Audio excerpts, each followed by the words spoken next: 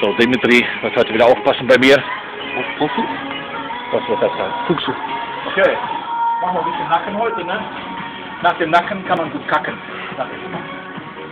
Alright, mal gucken, ob ich gut drauf bin heute. Wie viel Kilo sind das jetzt? Das sind 50, 60, 80, Quatsch, 20, 30, 25, 30 sind 55, 110, 120, 130 Kilo. So rum. Da gucken.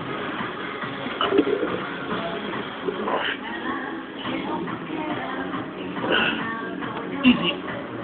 Nur mit dem Sprung. Ist das möglich?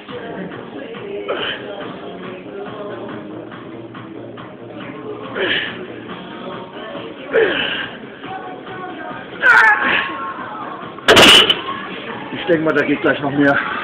Danke, Dimitri. Bitte. Cool.